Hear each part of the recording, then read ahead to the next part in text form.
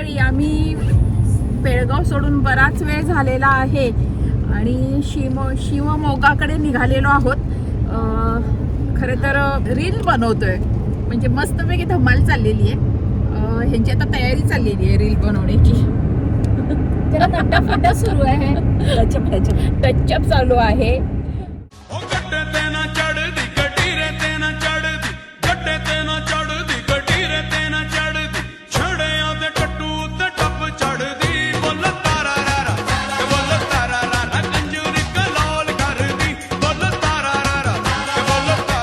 नमस्कार मंडळी, मे महिन्याचा मध्यान सुरू आहे. उन्हाळा तुफानवर आहे, म्हणजे प्रचंड उकाडा आहे. दिवस लांबच लांब मोठे आहेत आणि अर्थातच हे सगळं वातावरण फिरण्याचं आहे. मोठ्या लांबच्या ट्रिप्स आहे आणि त्यानुसार आम्ही आता निघालेलो आहोत. कर्नाटक, आंध्र प्रदेश, तामिळनाडू अशा राज्यातनं फिरणार आहोत. उटी आणि कुन्नूरला जायचं आहे आम्हाला, पण असं मस्तपैकी फिरत जाणार आहोत. तर आता आम्ही कोल्हापुरातून निघालेलो आहोत आणि कर्नाटक राज्यात प्रवेश केला आहे, म्हणजे निप्पाणी जस्ट मागं गेलेला आहे. आणि आमची वस्ती आज जी असणार आहे ती शिवमोगा, कर्नाटकात जे ठिकाण आहे फॉरेस्ट, म्हणजे जंगल आहे तिकडे, तर तिथं आमची वस्ती असणार आहे. पण हा दिवस तिथंपर्यंत जाऊपर्यंत आता काय काय बघायला मिळतं, तर चला बघूयात. आमच्याबरोबर तुम्ही आमची ही ट्रिप एन्जॉय करा. मंडळी, सहल म्हटलं की नियोजन हे आलंच. मात्र आमच्यासारख्या भटक्यांचं सहलीचं नियोजन म्हटलं की थोडं विचित्रच असतं बरं का. म्हणजे आता हेच बघा ना, आम्ही आता एका मोठ्या सहलीला निघालोय आणि आमचं नियोजन आहे ते फक्त 2 गोष्टींचं. एक म्हणजे आम्ही दक्षिण भारतात फिरायला निघालोय आणि दुसरं म्हणजे प्रवासात रात्र झाली की जवळच्या एखाद्या मोठ्या गावात किंवा शहरात वस्ती राहायचं. बाकी खाणं पिणं ठिकाणं पाहणं हे सगळं रस्त्यात जसं घडेल तसं. तर आमच्या या प्रवासाला एक दिशा निश्चित व्हावी म्हणून सध्या तरी आम्ही दक्षिणेकडे तामिळनाडू राज्यातील उटी या प्रसिद्ध थंड हवेच्या ठिकाणी निघालो आहोत. आणि आमच्या ह्या ट्रिपमध्ये अर्थात मी आणि विशू आहोतच. शीतल आहे, सरदार पण आहे, पण एक नवीन मेंबर आम्हाला जॉईन झालेला आहे, आमची मैत्रीण तेजू. हाय तेजू चिले. आणि इकडे सरदार गाडी चालवतोय. भोसले सरकार जरा बघा कॅमेराकडे. आणि मी पण आहे. आम्ही कोल्हापूर जिल्ह्यातून म्हणजे महाराष्ट्र राज्यातून कर्नाटक राज्यात प्रवेश केला आणि बेळगावला पोहोचलो. हे अंतर जेमतेम 110 किलोमीटर आहे. इतकाच प्रवास झाला असेल नसेल, आम्हा सगळ्यांना कडाडून भुका लागल्या. अर्थात आम्ही जसे भटके आहोत तसे चवीने खाणारेही आहोत. मग काय, बेळगावच्या मार्केट यार्डमध्ये एका ठिकाणी अतिशय सुंदर बिर्याणी मिळते असं सरदारनं सांगितलं आणि अर्थातच आम्ही सगळेजण तिकडे पोहोचलो. बिर्याणीचा इतका मोठा फॅन आहे मी की कुठेही बिर्याणी चांगली मिळत असेल तर 200-200 किलोमीटर आम्ही बिर्याणी खायला कोल्हापुरातनं जायचो. आणि बेळगावच्या बिर्याणीची एवढी भारी टेस्ट मी माझ्या मित्रामुळे इथला एक अमित कदम माझा RTOमधला मित्र त्याच्यामुळं. आणि आता जाता जाता हायवेलाच ही जैन म्हणून बिर्याणी आहे. आता आपल्यासमोर आली चिकन बिर्याणी. मला इथली चिकनपेक्षा मटन जास्त आवडते, परंतु ती दुपारी 1 नंतर आहे. बिर्याणी म्हटलं की सगळे आता तुटून पडणार आहेत. बेळगावची खास आहे ना ही. बेस्ट, मला तरी आवडलेली आहे. तू सांगतोयस म्हणून आम्ही आलो इथं. खूप सुंदर वास येते. बघा बिर्याणी खायला या. हा हायवे आहे, इथून आत यायचं मेन मार्केटला. इकडे मार्केट आहे, असं हे मार्केट आहे आणि हे हॉटेल. खरंच खूप सुंदर बिर्याणी आहे ही. मार्केट यार्डमध्ये एका कोपऱ्यात बाजूला दुकान, ह्या हॉटेल आहे हे हॉटेल झेड म्हणून. मंडळी कधी बेळगावला आलात ना, नक्की ह्या हॉटेलमध्ये या. आम्ही चिकन बिर्याणी खातोय, इतकी अप्रतिम आहे ना, सुंदर आहे सुंदर.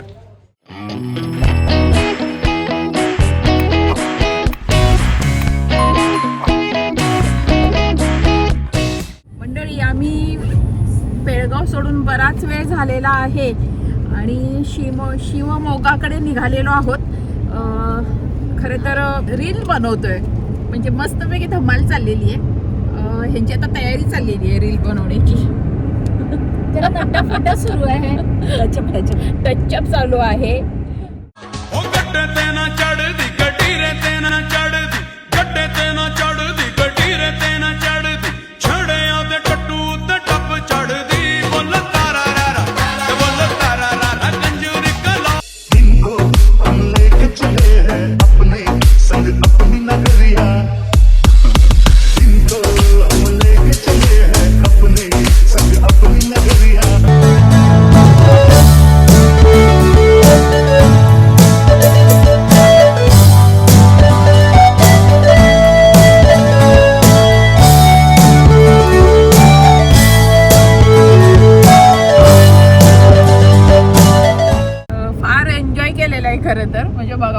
अक्षरशः धुडकूस झालेला आहे रील तयार करायचा.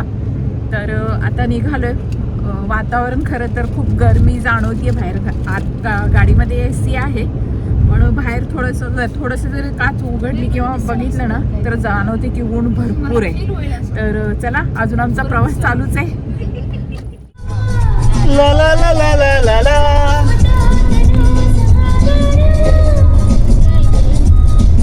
तुझी माझी प्रीती अशी फुले मधुराणी. तू ये ना प्रिय, जगू कसा तुझ्या विना मी राणी ग. अशा पद्धतीने गाणी म्हणली चाललेली आहे. कराओके सोबत घेतलेला नाहीये, असं सुरू आहे. चलिया रानी कब आएगी तू, आई रुत मस्तानी कब आएगी तू, बीत जाए जिंदगानी कब आएगी तू, चलिया तू चलिया. बेळगाव, धारवाड, हावेरी, दावणगेरे असं कर्नाटक राज्यातील जिल्ह्यातून प्रवास करत आम्ही शिमोगा जिल्ह्यात येऊन पोहोचलो. तेव्हा आजूबाजूला अशा सुपारीच्या हिरव्यागार बागा दिसू लागल्या. वातावरणही आल्हाददायक होतं. आभाळ भरून आलं होतं आणि पावसाची चिन्ह दिसत होती. आम्ही एका ठिकाणी आंबे विकत घेतले आणि आता मस्तपैकी आंब्यांवर ताव मारतोय. मस्त सुंदर आहे. हे बघा, पाऊस येतोय. गाडीत आंबे खायचे नाही.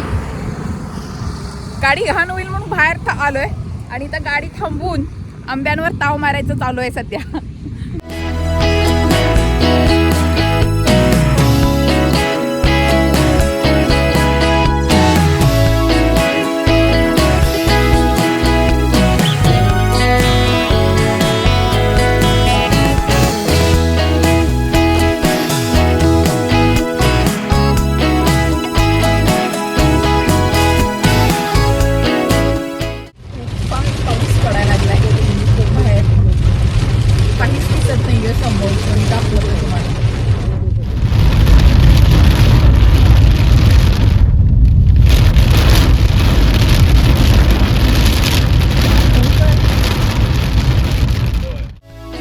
तर मंडळी, दुपारी बेळगावात बिर्याणीवर ताव मारल्यानंतर पुढे आमचा शिमोगाच्या दिशेने प्रवास सुरू झाला. रात्र होता होता आम्ही शिमोगाला पोहोचणार हे निश्चित होतं. त्यामुळे शिमोगालाच वस्ती राहायचं असं आम्ही ठरवलं. अर्थात 5-6 तासांचा हा प्रवास आम्ही फुल टू धम्माल एन्जॉय केला. आणि रात्र होता होता शिमोगा शहरात पोहोचलो. तेव्हा रात्रीचे 7:15 वाजले होते. या शहरात पोहोचलो आणि मग ऑनलाईन आम्ही एक हॉटेल बुक केलं आणि वस्तीला तिकडे निघालो. शिवमोगा सिटीतही नुकताच पाऊस पडून गेला होता. वातावरण सुंदर होतं. दिवसभर आमचा प्रवासही सुंदर झाला होता. खाणं पिणं, डान्स, गाणी, ऊन, पाऊस, निसर्ग असा सगळा एन्जॉय करून आम्ही थोडे दमलो होतो. शिवाय आता रात्रही झाली होती. शिमोगाला काही ठिकाणं पाहण्यासारखी आहेत हे आम्ही गुगलवर सर्च केलेलंच होतं. पण आता ती ठिकाणं उद्या सकाळी पाहायची असं ठरवलं आणि आम्ही हॉटेलकडे विश्रांतीसाठी निघालो. कोल्हापूर ते शिवमोगा हे साधारणतः 400 किलोमीटर अंतर आहे. आज दिवसभर आमचा एवढा प्रवास झालेला आहे, त्यामुळे ही विश्रांती आवश्यकच आहे.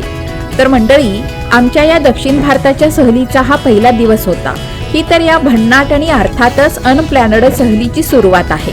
असो, तर हा व्लॉग तुम्हाला कसा वाटला हे नक्की सांगा. आवडल्यास लाईक करा, कमेंट करा, शेअर करा आणि अर्थातच आमचं क्षितिज रेषा हे YouTube चॅनल सबस्क्राईब करायला विसरू नका.